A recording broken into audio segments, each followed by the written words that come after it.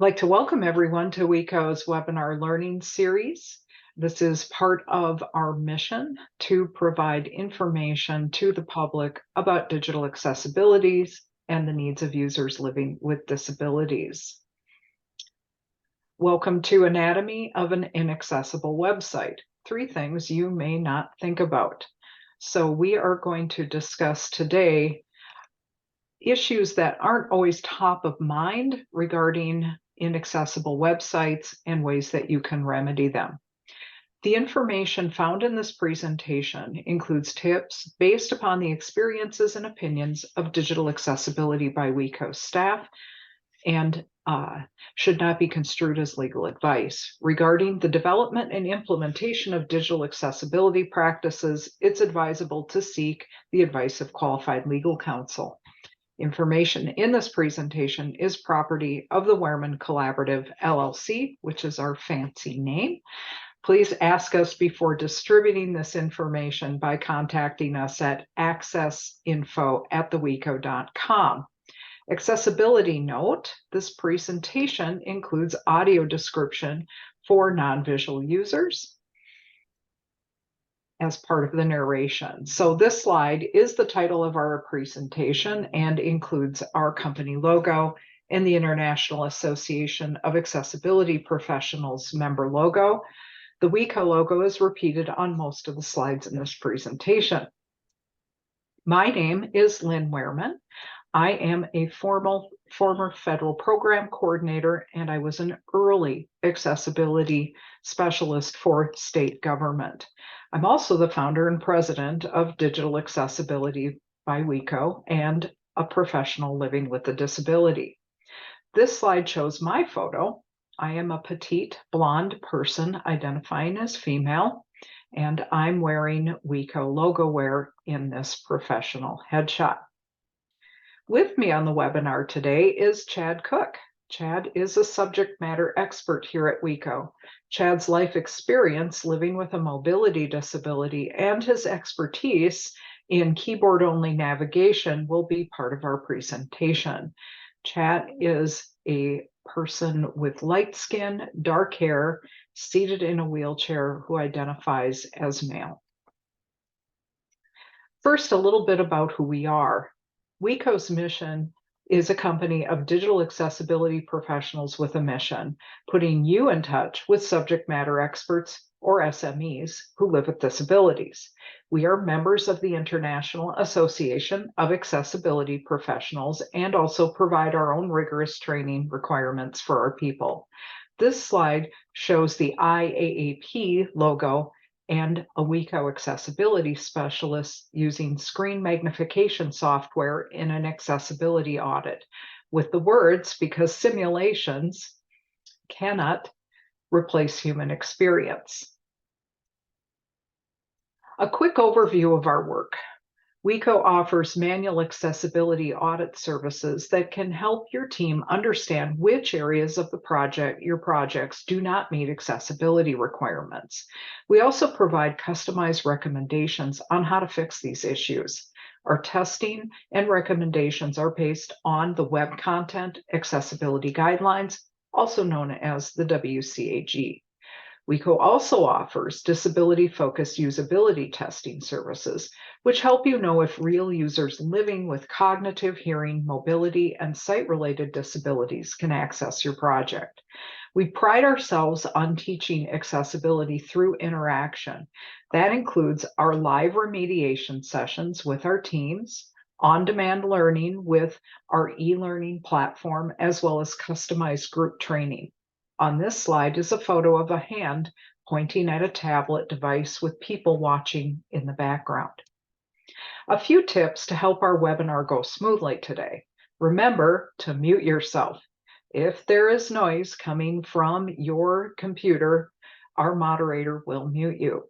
If you wish to use the chat box, please be mindful that the drop-down designation for everyone will broadcast your comments to the entire room.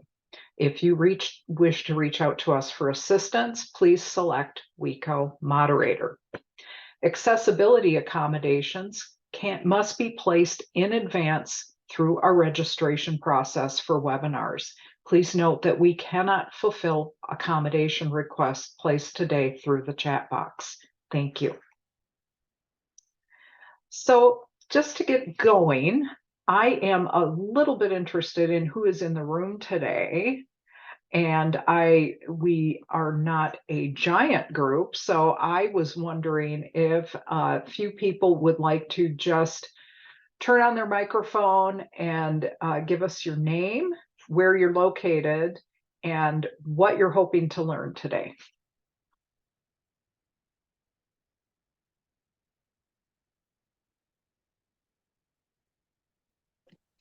Yeah, hi everyone. My name is Ankush Sood. I'm an accessibility program manager at Dell Technologies, and I kind of do what you are just talking about right now, making sure that whatever content that we have or digital properties we have are accessible to as many people as possible. And we also conduct accessibility audits on our website and working with various stakeholders uh, for remediation of issues that we find as per WCAG guidelines, and also making sure that we have preventive actions in place. And also we deal with education and training of folks to make sure that they understand the nitty-gritties of accessibility, web accessibility, and specifically if I talk about ADA compliance. So these are a few things that we do, and we make sure that we try to push for accessibility, and we have a shift left strategy which we are trying to implement at this point of time as we speak. So we want to make sure that we go as left as possible. Thanks, Thank you. Ankush. And welcome to anybody that's here from Dell. Thanks for being with us today. Anyone else want to say hi?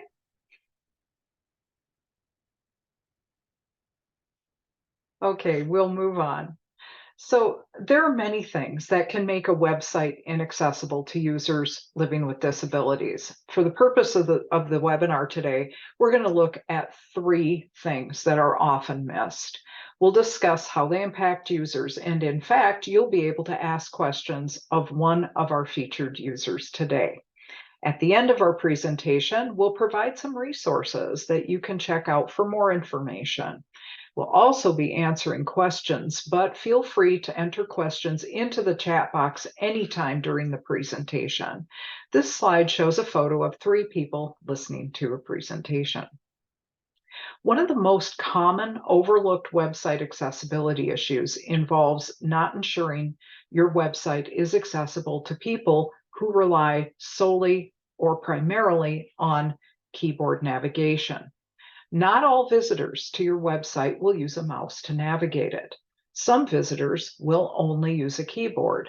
This may be because they have limited or no use of their hands. That can make typing difficult or impossible.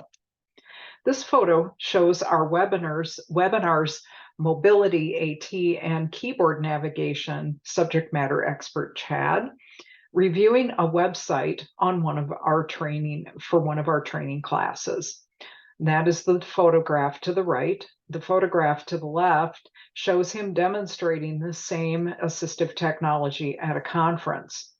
Let's say that Chad wants to make a purchase on a website. Because he has limited fine motor skills, he uses a pointer stick to type. You can see that particularly on that photograph on the right. If the website he's on only allows for mouse navigation, he will find navigating the website difficult, if not impossible. So this slide shows Chad navigating a website with both a pointer stick and using speech recognition software. Chad also uses keyboard shortcuts to manage navigation through a website. Chad, can you describe a bit more about how you use these devices to navigate without a mouse? Sure, man. So mainly, like you said, I use a combination of speech recognition and keyboard navigation. When I'm navigating websites, it makes it much easier, especially when I'm like completing a form that requires a lot of typing. I can use speech recognition to say what I need to complete the form, and then also using the tab key for on my keyboard to get to the next form field or the next length. I can also, dictate using the speech recognition by just saying the next form field or a link that's highlighted. So that's kind of the best way I go about it. So, What are some of the commands you use with speech recognition software? so like I could, I'd say click on the name of the link, like click service. If that link is highlighted, like switch from one program to another, like switch to Word or switch back to Google Chrome, or some of the basic commands for navigating if I need to go back and forth different programs or websites. Thanks, Chad. Mm-hmm.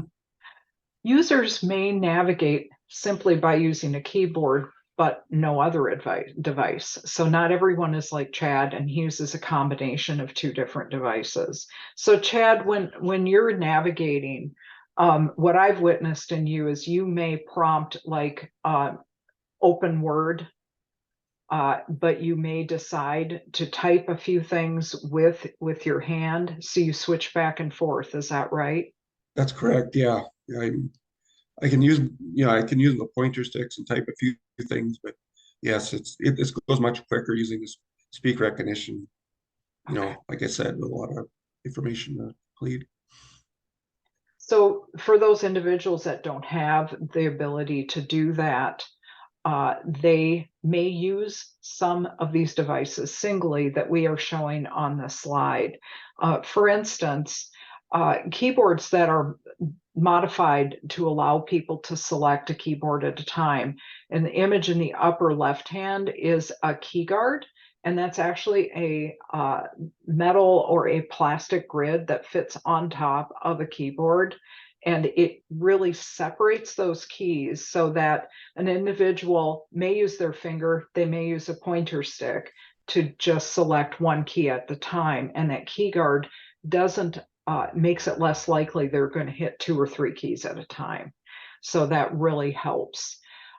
Chad also, I know, uses sticky keys, which is a Microsoft Windows accessibility feature that causes modifier keys to remain active even after they're pressed and released. That makes it easier for him to use keyboard shortcuts.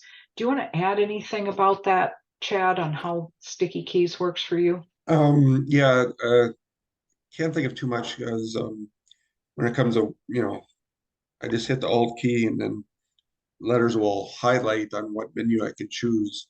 That's kind of part of how the sticky key works.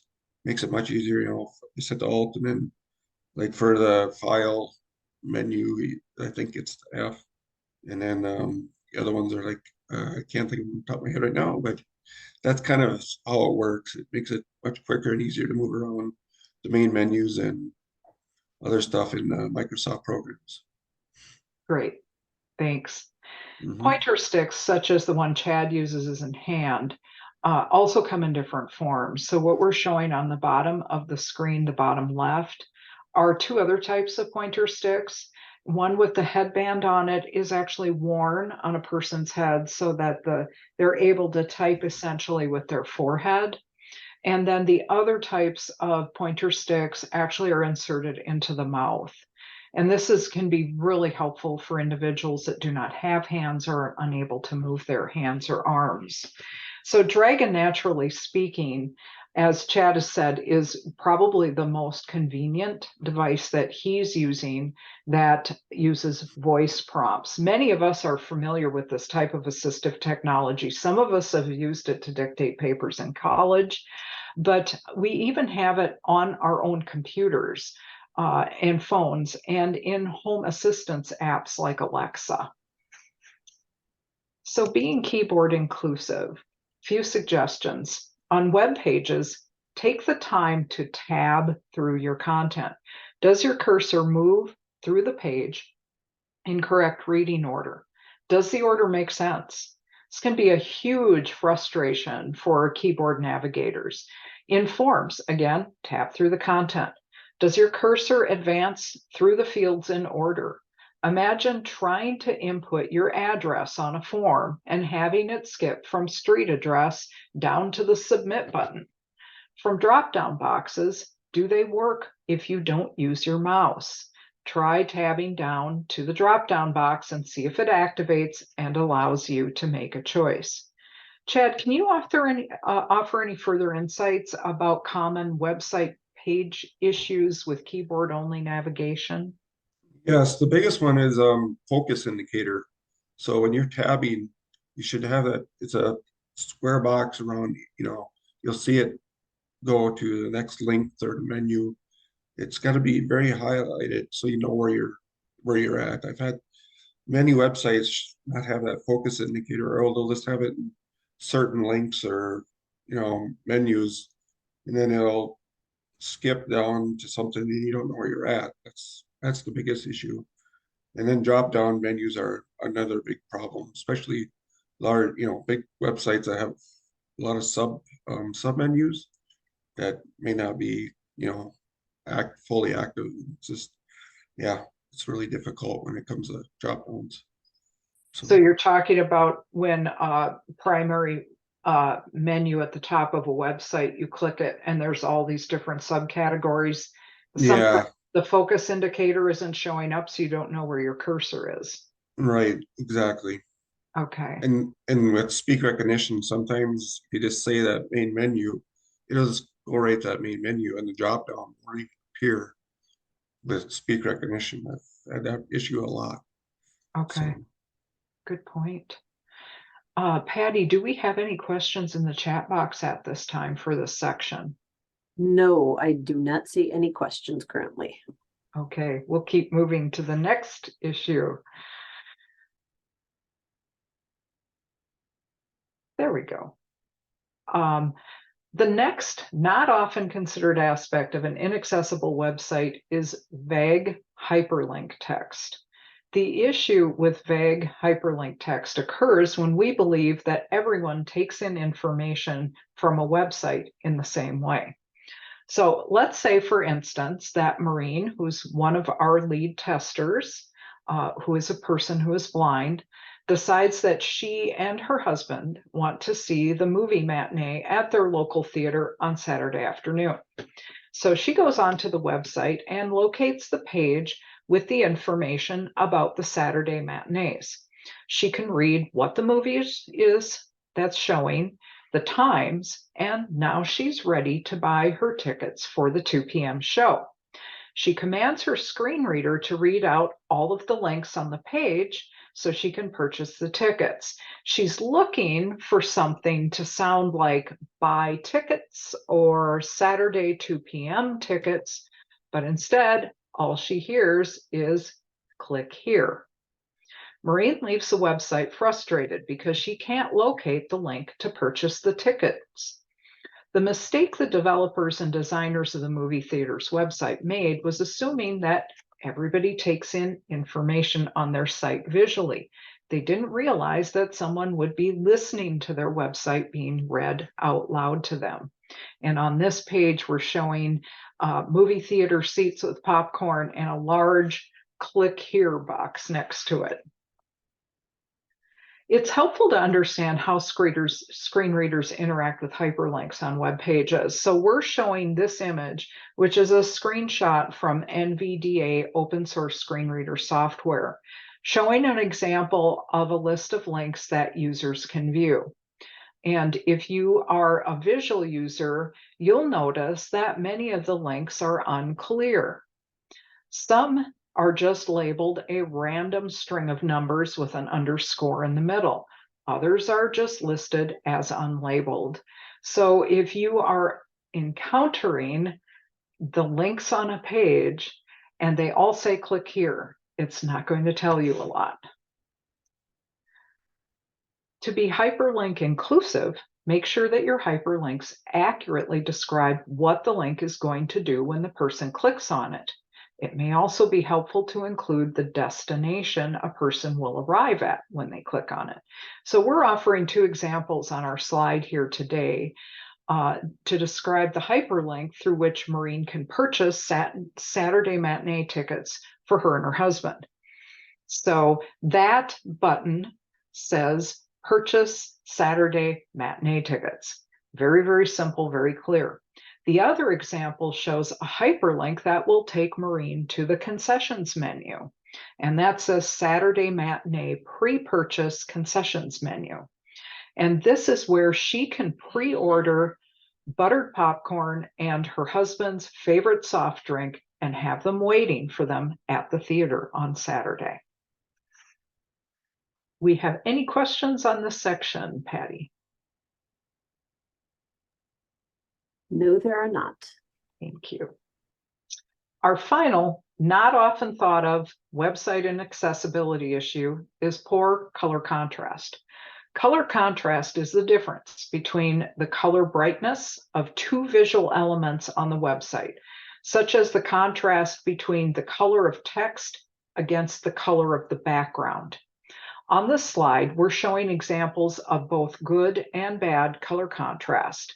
So the orange box on the right contains, or on the left, contains dark teal text. On top of that orange box, it says bad contrast. The teal text is difficult to read because it's too dark against the orange background. We would consider those two colors to have low contrast. The box on the right, however, is light blue with dark blue text that says good contrast. The dark text is much easier to read visually against the light blue background. The dark blue and the light blue colors are high contrast. It's important to use high contrast color schemes when choosing colors for any website or mobile app. There are tools that you can use to determine if the colors are high contrast. WebAIM's contrast checker, for example, allows you to type in a foreground and background color, and it will tell you the contrast ratio. So on this slide, we're showing WebAIM's color contrast checker results for the previous slide that we used for good contrast. So example, that was that blue with dark blue typing. The contrast ratio was set at 12.911, which means it has sufficiently high contrast to be accessible. Your projects should strive to meet at least 4.5.1 for normal text, although a higher ratio is always better. Making sure that text and other web components such as buttons and icons have high color contrast against the background makes it much easier for those of us living with sight-related disabilities and also for people with color blindness or low vision. However, high color contrast is helpful for all of your users, regardless of their disability. So at this time, we'd like to open the floor up to questions and discussions. Does anyone have anything they'd like to talk about with keyboard only access, link text, or color contrast questions? You may type in the chat box, or you can unmute yourself and ask a question.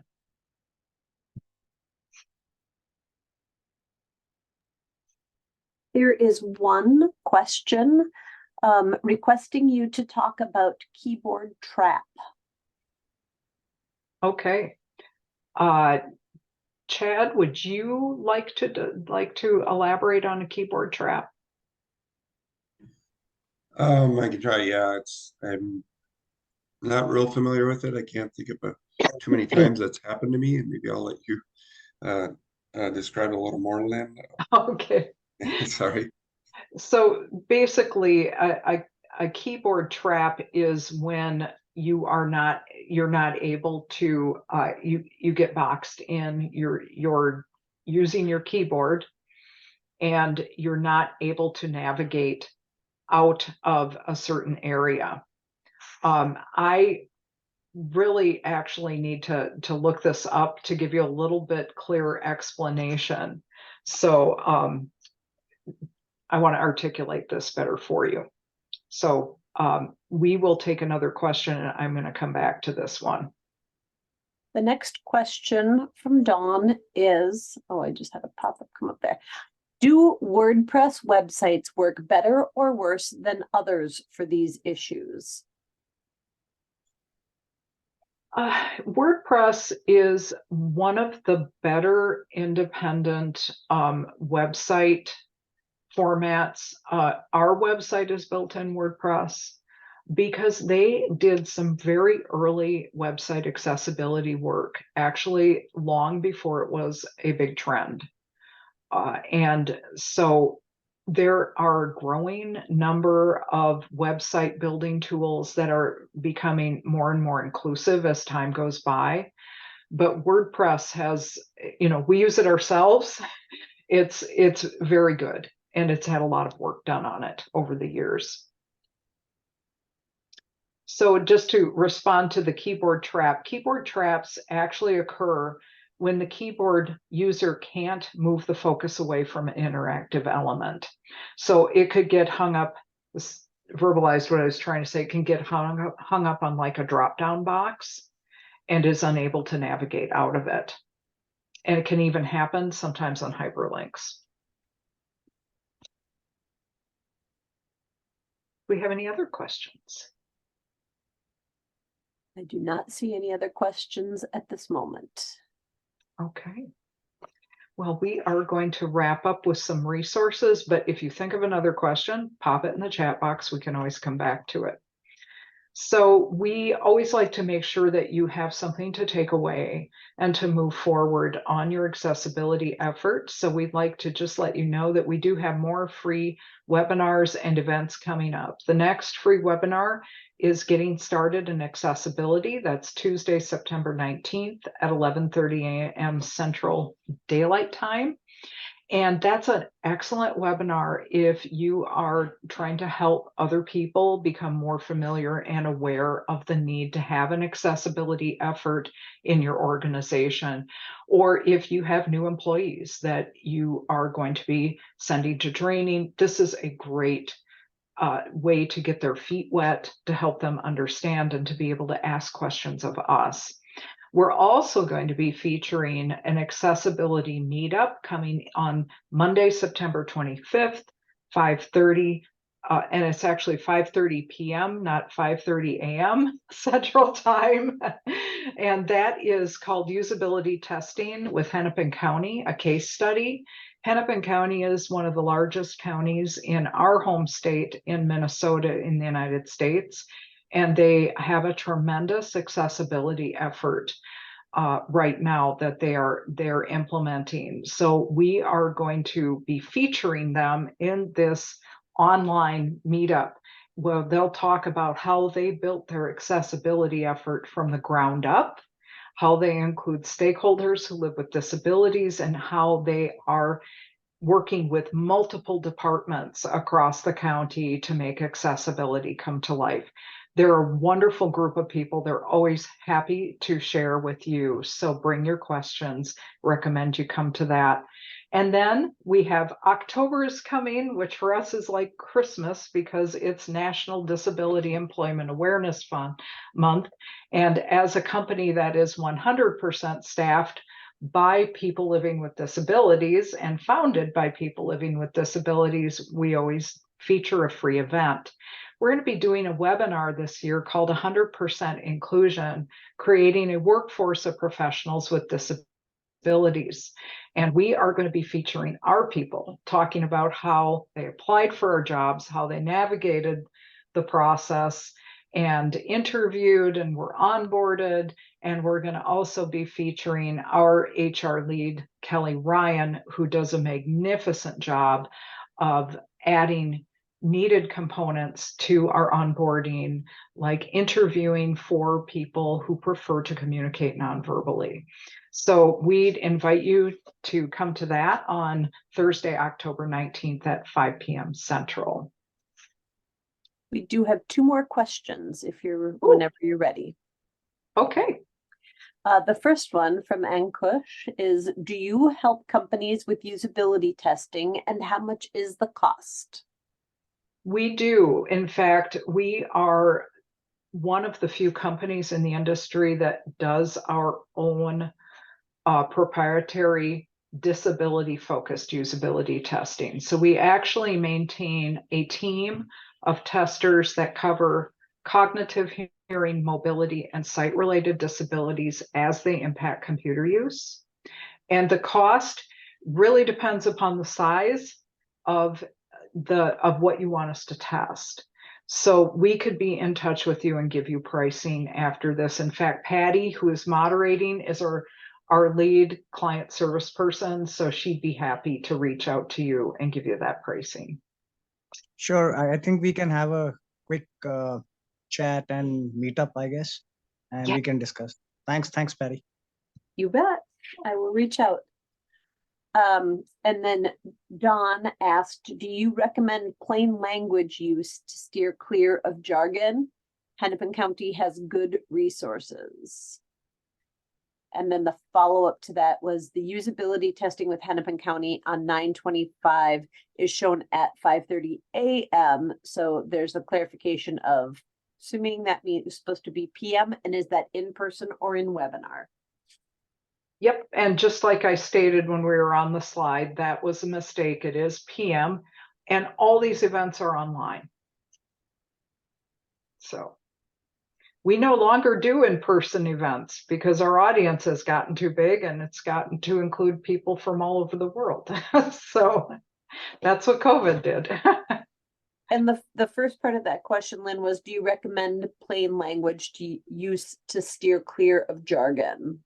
Yes, and again, it depends on your audience. If you're writing for a particular professional group who depends upon that jargon, then they would need that. But if you're writing for the general public, I am a huge plain language advocate.